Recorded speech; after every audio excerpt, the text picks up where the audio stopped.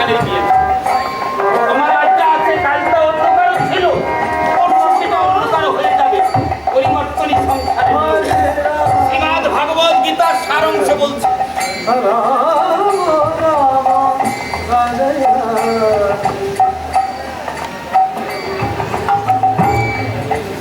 মেলা কথা বলবো না, কেন দাঁড়িয়েছি? আমাদের পরম পূজনীয় আমারই বড় ভাই, তিনি আজ আমাদের মধ্যে নেই। তাই স্মরণে এই মিলন মেলা আমরা তাই, তিনি একজন মৃদঙ্গে খ্যাতনামা শিল্পী ছিলেন।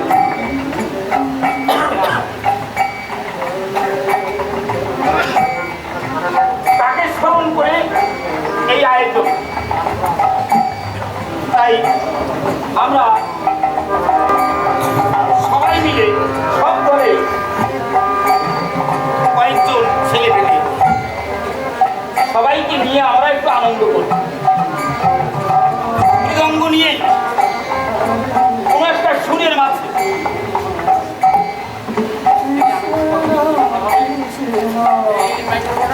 দাবানেন, মাথা দাবানেন।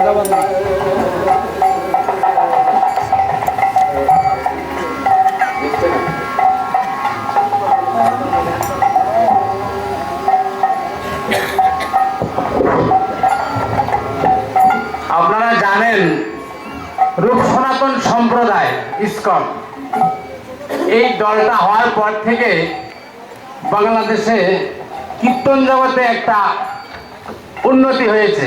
আগের কীর্তনে করতালের বাজনায়, খোলের বাজনায় মানুষ বিরক্তি হয়ে যেত, মানে উদ্যম কীর্তন, একটা হজবড়লা কীর্তন। যাদের কৃপায় এই উন্নতি হয়েছে তারা কারা? আমাদের গুরু। গুরু কাকে বলে? যার কৃপা হলে গোবিন্দ মেলে তাকে গুরু বলে, সঙ্গীতে ঈশ্বর মেলে। এত ভালো কীর্তন আমরা কোনোদিন গাইতে পারতাম না। বাংলাদেশের কীর্তন ছিল একেবারে হজবড়লা কীর্তন। পতিত পাবন ঠাকুর, প্রখ্যাত মৃদঙ্গ বাদক, সংক্ষেপে বলছি, তিনি আমাদের মাঝে নাই। তার বিদেহী আত্মার শান্তি কামনায় আমাদের শ্রদ্ধাঞ্জলি, তাকে কিছু দিতে পারি নাই। এই অনুষ্ঠানটি একমাত্র তার শ্রদ্ধাঞ্জলি স্বরূপ। সর্বগাত্রাণি দহুত দিব্যান লোকাংশ গচ্ছতু। সবাই একটু ভগবানের কাছে প্রার্থনা করেন তার আত্মার শান্তি কামনায়। জয় নিতাই। এই অনুষ্ঠানটা পরিবেশনায়, পরিচালনায় বাংলাদেশের প্রখ্যাত মৃদঙ্গ বাদক অমর চক্রবর্তী। শুরু করেন দাদা।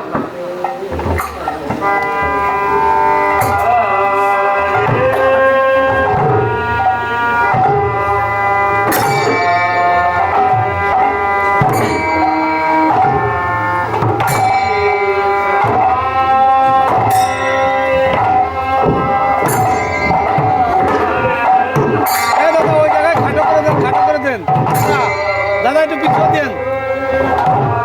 হ্যালো,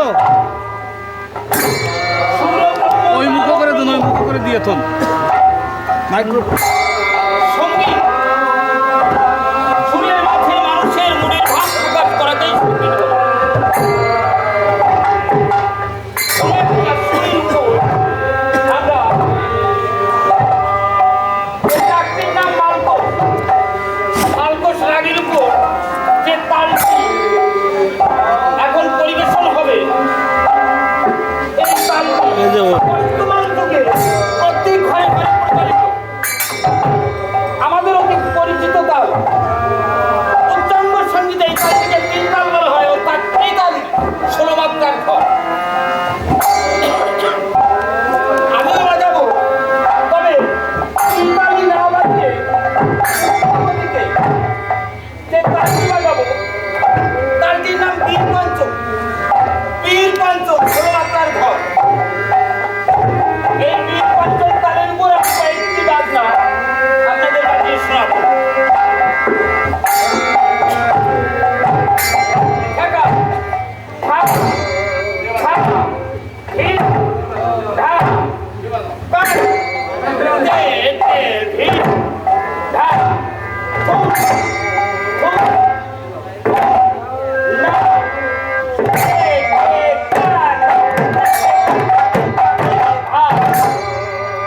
এখানে সোম করে সোম শব্দের অর্থ বিশেষ স্পেশাল।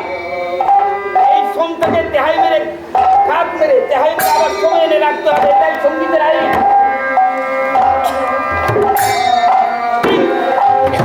সঙ্গীতের আইন অনুসারে আমি একটি বাজনা